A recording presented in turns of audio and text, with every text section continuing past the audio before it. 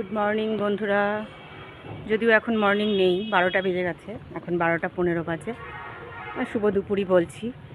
তো দেখো, আজকে আমাদের একটা কাজ আছে অগ্নিতলার বৃদ্ধাশ্রমে। তো সেখানে আমরা এসে গেছি। আমাদের এখনও ভেতরে সবাই আছে, আমি ঢুকছি, জাস্ট গেট দিয়ে ঢুকলাম।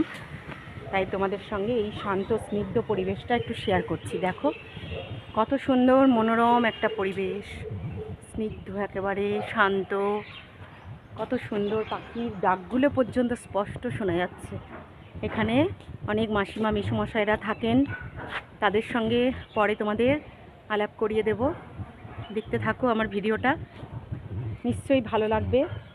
আর এই যে দেখো, কাকরোল গাছে কত কাকরোল ধরে রয়েছে, এই যে ছোটো ছোটো কাকরোল, কত কাকরোল ধরে রয়েছে, কি সুন্দর লাগছে। এই যে দেখতে পাচ্ছ কিনা জানি না তোমরা, এত সুন্দর লাগছে দেখতে, পরিবেশটা অসাধারণ, খুব সুন্দর। কি ফুল আমি চিনতে পারছি না, তোমরা যদি কেউ চিনতে পারো তাহলে আমাকে কমেন্টে জানিও। সুন্দর দেখো, ফুটে আছে গাছে, কত সুন্দর।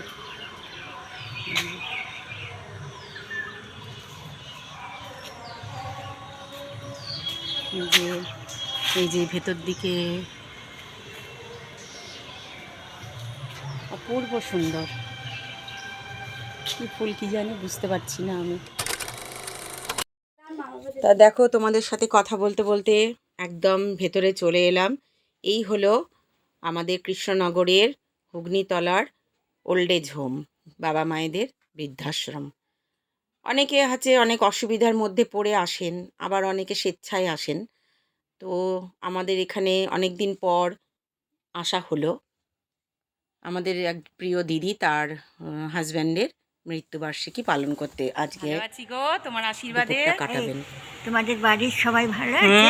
সবাই ভালো আছে। আজকে তোমরা খাও? হ্যাঁ, আমরা মানে আমাদের ওই সহস্রতারা থেকে।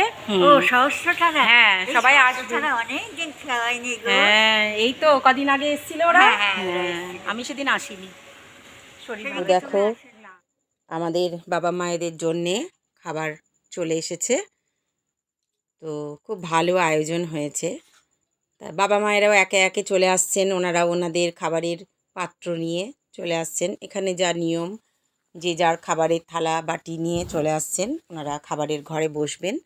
আর তার মধ্যেই তোমাদের একটা জিনিস দেখিয়ে দিই, এই যে আমাদের মায়েদের ঘর, ওল্ড এজ হোমের মায়েদের ঘর, খুব পরিষ্কার পরিচ্ছন্ন, টিপটপ একদম। সিস্টাররা এত সুন্দরভাবে যত্ন করে ওনাদের রেখে দিয়েছেন এখানে, সত্যি দেখার মতন।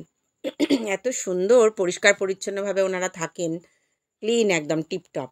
দেখুন সবার বিছনাপত্র এত পরিষ্কার। তার মধ্যে এই দিদা খুব কথা বলতে ভালোবাসেন, তো প্রার্থনা করলেন দাদার জন্যে। যাই হোক, এইবার ওনারা খেতে বসবেন। ওনাদের আজকের মেনুতে আছে ওনাদের জন্য সাদা ভাত, এই যে ডাল, ভেজ ডাল, চিপস, আর আছে পটল চিংড়ি আর কাতলা মাছের ঝোল, আর টক দই, যেহেতু খুব গরম পড়েছে তাই দই আর রসগোল্লা, তার সাথে চাটনি, আমের চাটনি। তো দেখো ওনাদের খাওয়া দাওয়া পর্ব শুরু হয়ে গেছে। ওনাদের হাতে করে পরিবেশন করে খাওয়াতে সত্যি খুবই আনন্দ লাগে, খুব তৃপ্তি লাগে, এবং মনে হয় নিজে কিছু একটু পুণ্যি করলাম। সত্যি ভীষণ তৃপ্তির কাজ। আজকের কাজটা করে খুব শান্তি পেলাম। এই বৃদ্ধাদের হাতে করে পরিবেশন করে খাওয়ানো সত্যি। তো আজকে এই পর্যন্ত, কেমন লাগলো তোমরা কমেন্টে জানিও। টাটা।